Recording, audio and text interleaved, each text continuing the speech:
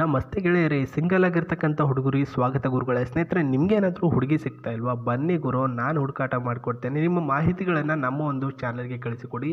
ಈ ಒಂದು Gmail I D ಹೇಳ್ತೇನೆ ನಾನು, Sri9591 gmail.comಗೆ ನಿಮ್ಮ ಮಾಹಿತಿಗಳನ್ನು ಕಳಿಸಿಕೊಡಿ. ನಿಮಗೆ ಸೆಟ್ ಆಗುವಂಥ ಹುಡುಗಿನ ಕಳಿಸ್ಕೊಡ್ತೀವಿ ನಾವು. ಮದುವೆ ಮಾಡಿಕೊಡ್ತೇವೆ. ಇವರ ಹೆಸರು ಬಂದುಬಿಟ್ಟು ಆರ್ಯ ಮೇಡಮ್ ಅಂತ. ಇವರ ಪ್ರೊಫೈಲ್ ನಿಮಗೆ ಇಷ್ಟ ಆಗ್ಬೋದು. ವಯಸ್ಸು ಬಂದು 29 ವರ್ಷ.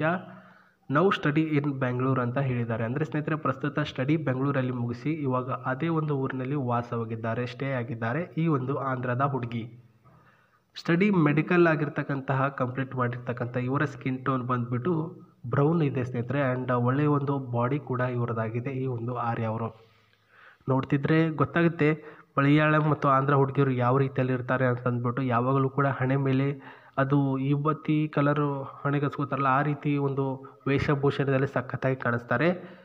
ಲಕ್ಷ ರೂಪಾಯಿ ಇರ್ತಕ್ಕಂತಹ ಉದ್ಯೋಗ ಬಿಟ್ಟು ನನ್ನ ತಂದೆ ತಾಯಿಯವರ ಜೊತೆನೇ ಇವಾಗ ಇದ್ದೇನೆ ಅಂತ ಹೇಳಿರ್ತಕ್ಕಂಥದ್ದು.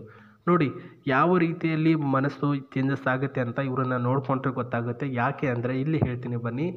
ಅಸ್ಥಿರ ಸ್ಥಿತಿಯಲ್ಲಿ ಇರುವಂತಹ ನನಗೆ ನಿಮ್ಮ ಮೂಲಕ ಒಂದು ಬೆಳಕಿನ ಪಯಣಕ್ಕೆ ಕರೆದುಕೊಂಡು ಹೋಗುವಂತಹ ಬಯಕೆ. ಎಂಥ ಮಾತು ಹೇಳ್ತಿದ್ದಾರೆ ನೋಡಿ. ಅಸ್ಥಿರ ಅಂತಂದರೆ ಯಾರು ಕೂಡ ಇಲ್ಲ ನನ್ನ ಜೊತೆ.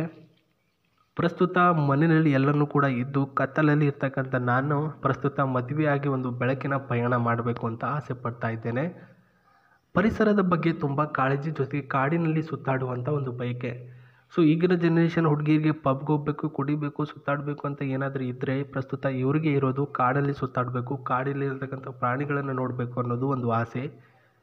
ಪ್ರೀತಿ ಮಾಡಿ ಆಮೇಲೆ ಮದುವೆ ಆಗಬೇಕು ಅಂತ ಆಸೆ ಆಗ್ತಾಯಿದೆ. ಅಜ್ಞಾತ ಒಂದು ಸ್ಥಳಗಳಲ್ಲಿ ಹೋಗಬೇಕು ಅಂತ ಹೇಳಿದ್ದಾರೆ ಸ್ನೇಹಿತರೆ. ಇಬ್ಬರು ಸಹ ಒಂದು ಒಳ್ಳೆಯ ಮಾತುಗಾರರಾಗಿರಬೇಕು. ಅಂದರೆ ನನ್ನ ಮದುವೆ ಆಗೋರು ಪ್ರಸ್ತುತ ನೀವು ಕೂಡ ಒಳ್ಳೆಯ ಮಾತಾಡಬೇಕು, ನಾನು ಕೂಡ ಮಾತಾಡ್ತೀನಿ. ನಮ್ಮಿಬ್ಬರ ಮಧ್ಯೆ ಏನು ಕೂಡ ಮುಚ್ಚುಮರೆ ಇಲ್ಲ ಅಂತ ಹೇಳಿದ್ದಾರೆ ಸ್ನೇಹಿತರೆ. ಅಪ್ಪ ಅಮ್ಮನ ಜೊತೆಯಲ್ಲಿ ಇವಾಗ ವಾಸವಾಗಿರೋದು. ಅಪ್ಪ ಅಮ್ಮನ ಒತ್ತಾಯಕ್ಕೆ ಇವಾಗ ಮದುವೆ ಆಗೋದಕ್ಕೆ ತಯಾರಿಯನ್ನು ಮಾಡಿಕೊಂಡಿದ್ದಾರೆ. ಇದು ಅವರ ಒಂದು ಒಳಗಿನ ವಿಚಾರ ಆಗಿದೆ. ಇವಾಗ ನಾವು ವಿಚಾರಕ್ಕೆ ಬರೋಣ. ಪ್ರಸ್ತುತ ಇವ್ರನ್ನ ಮದುವೆ ಆದರೆ ನಮಗೆ ಏನಾದರೂ ಲಾಭ ಇದೆಯಾ? ಇವ್ರ ಕಡೆಯಿಂದ ದುಡ್ಡು, ಕಾಸು, ಮನೆ, ಆಸ್ತಿ ಅಥವಾ ಕಾರಿನಾದರೂ ಕೊಡ್ತಾರಾ? ಹೇಳ್ತೀನಿ ಬನ್ನಿ. ಮೊದಲಿಗೆ ಅವರ ಒಂದು ಕಾರಿನ ಫೋಟೋನ ನೋಡ್ಕೊಳ್ಬೋದು ಸ್ನೇಹಿತರೆ. ಇವರು ಯೂಸ್ ಮಾಡ್ತಕ್ಕಂಥದ್ದು ಆಂಧ್ರದಿಂದ ಬೆಂಗಳೂರಿಂದ ಆಂಧ್ರಕ್ಕೆ ತಿರುಗಾಡಲು ಒಂದು ಸ್ವಲ್ಪ ಕಷ್ಟ ಆಗ್ತೈತಿ ಇವ್ರಿಗೆ. ಯಾಕಂದರೆ ಹುಟ್ಟಿದಂತಹ ಊರಿನಲ್ಲಿ ಹೋಗ್ಬಿಟ್ಟು ಕೆಲವೊಂದಿಷ್ಟು ನಮ್ಮ ಸಂಸ್ಕಾರಗಳಿರುತ್ತಲ್ಲ ಸ್ನೇಹಿತರೆ, ಕೆಲಸಗಳು, ಕಾರ್ಯಗಳದೆಲ್ಲ ಮಾಡಿಬಿಟ್ಟು ತದನಂತರ ಬೆಂಗಳೂರಿಗೆ ಬರಬೇಕು ಅಂದರೆ ತುಂಬ ಕಷ್ಟ ಆಗ್ತೈತಿ ಇವ್ರಿಗೆ. ಇವರ ತಂದೆಯವರು ಒಂದು ಗೋರ್ಮೆಂಟ್ ನೌಕರಿ ಇರ್ತಕ್ಕಂಥ ವ್ಯಕ್ತಿ. ಪ್ರಸ್ತುತ ದುಡ್ಡನ್ನು ಸ್ವಲ್ಪ ಸೇವ್ ಮಾಡಿರ್ತಕ್ಕಂಥ ವ್ಯಕ್ತಿ. ಹಾಗಾಗಿ ದುಡ್ಡನ್ನು ಸೇವ್ ಮಾಡಿಕೊಂಡು ಈ ಒಂದು ಇಲಿವೆಂಟ್ ಅಂತ ಒಂದು ಕಾರನ್ನು ಪರ್ಚೇಸಿಂಗ್ ಮಾಡಿರ್ತಾರೆ 2010ನೇ ಇಸ್ವಿಯಲ್ಲಿ. ಸೆಕೆಂಡ್ ಹ್ಯಾಂಡ್ ಆಗಿದೆ ಇವಾಗ. ಅದನ್ನೇ ಒಬ್ಬ ಡ್ರೈವರ್ನ ಇಟ್ಕೊಂಡು ಸುತ್ತಾಡೋದು ಮತ್ತು ತಿರುಗಾಡೋದು ಈ ರೀತಿ ಮಾಡ್ತಕ್ಕಂಥದ್ದು ಇದು ಅವರಿಗೆ ತುಂಬ ಹೆಲ್ಪ್ ಆಗಿದೆ ಅಂತ ಹೇಳಿದ್ದಾರೆ. ಮಗಳು 1 ಲಕ್ಷ ರೂಪಾಯಿ ಬರ್ತಕ್ಕಂಥ ಜಾಬ್ ಬಿಟ್ಟು ಬಂದಾಗ ಬೈಲಿಲ್ಲ. ಯಾಕಂದರೆ ಕೊನೆಯದಾಗಿ ಯಾರು ಕೂಡ ದುಡ್ಡನ್ನು ತೆಗೆದುಕೊಂಡು ಹೋಗಲ್ಲ. ನೀವು ನನ್ನ ಜೊತೆನೇ ಇರಮ್ಮ, ಪ್ರತಿ ಕ್ಷಣವೂ ಪ್ರತಿದಿನವೂ ಕೂಡ ಖುಷಿಯಾಗಿ ಕಳೆಯೋಣ ಅಂತ ಇವರ ತಂದೆಯವರು ಇವರ ಜೊತೆಯಲ್ಲೇ ಇರಲಿ ಅಂತ ಕೆಲಸ ಬಿಟ್ಟಿರ್ತಾರೆ.